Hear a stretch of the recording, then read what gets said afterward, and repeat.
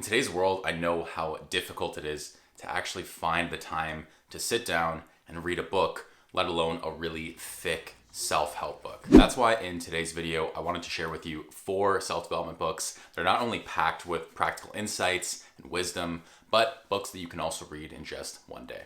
Now, before we jump in, I want to mention that I am not an advocate of speed reading. I think that reading should be something that you enjoy, and you should actually be able to understand the information that you're absorbing. The books that I am recommending today definitely can be read in a single day, meaning that they're quite small, but they are packed with wisdom, like I mentioned. And so really take your time to read these books, reread them as many times as you like, so that you're able to absorb all of the great information that's inside of them.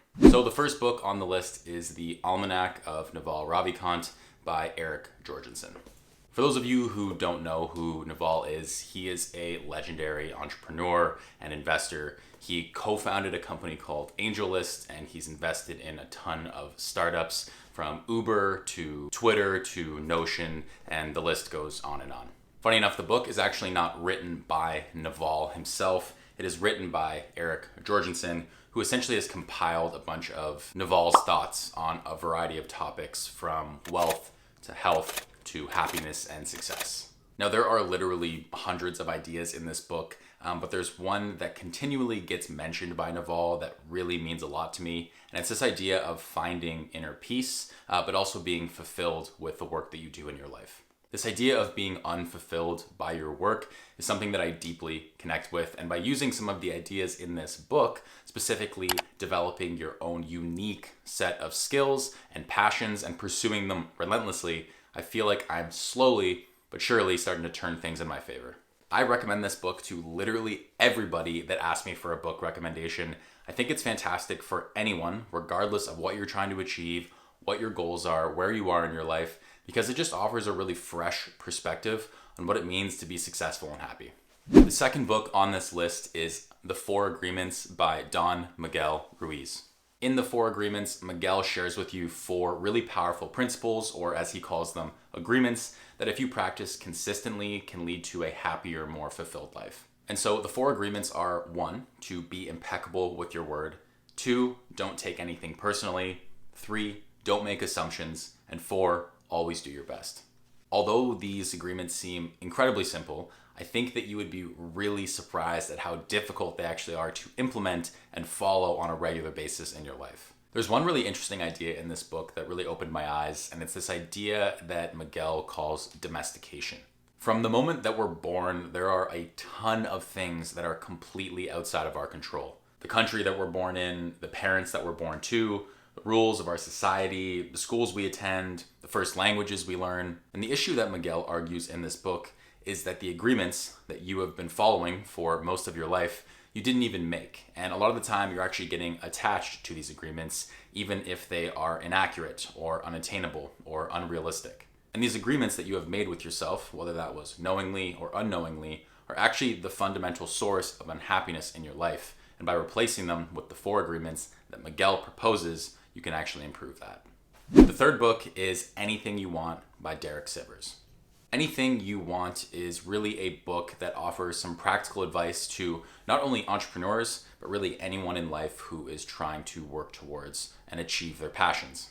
This book offers a really valuable perspective on what it means to actually achieve your goals, all while staying true to your values, finding a sense of balance and fulfillment in your life. Derek is a really interesting guy. I absolutely love him.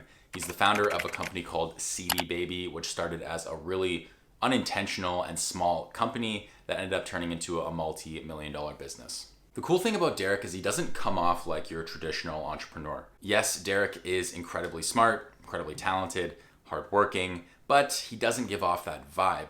Derek is super humble, he's relaxed, he's very nonchalant about the way he goes about life. But the advice in this book is deep cutting, it's practical, and it's stuff that I still think about to this day, even though I read this book years ago. One of my favorite themes throughout the book is Derek's emphasis on the importance of staying true to your values at any cost and not giving in to the temptations of external validation or success. And so he argues that true success is really just doing what you love and staying on your own unique path and not worrying about what everyone else is doing and what everyone else is thinking.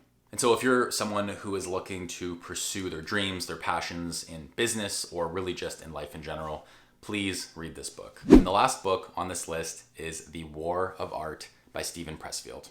This book explores a lot of the obstacles that prevent people from reaching their creative potential, and also offers a lot of practical insights so that you can overcome these obstacles and actually achieve success in your life. However, this book is definitely not limited to only creators. As Steven puts it, this book applies to any act that rejects immediate gratification in favor of long-term growth, health, or integrity. So a really important concept in the book is this idea of resistance. So resistance is this force that fights against any sort of creative endeavors that you're trying to pursue, and it can manifest in many ways in your life, from fear of failure to procrastination to self-doubt. So I'll give you an example of a time that I actually battled against resistance in my personal life. So I was explaining to a friend that I had this feeling of inadequacy and imposter syndrome on YouTube. Why do I have the right to make videos? Why do I have the right to tell people about things that I've learned? I haven't done anything with my life. I'm unimportant. And in that moment, because I've actually read this book, I realized that all of those things that I was saying was really just resistance manifesting itself and trying to stop me from achieving my creative potential. The shitty thing is that resistance never actually goes away. You're going to battle resistance on a daily basis. But when you've actually read The War of Art, you're going to realize that Steven actually gives you some practical insights for how to overcome and beat resistance on a daily basis. And so regardless of what you are trying to achieve, I think it's really important to read this book. It's going to allow you to understand, first off, what resistance is, then it's also going to give you some practical insights to help overcome that resistance and reach your full potential. Speaking of reaching your full potential, here's a video that I made recently outlining a book that absolutely changed my life for the better that I think you need to check out.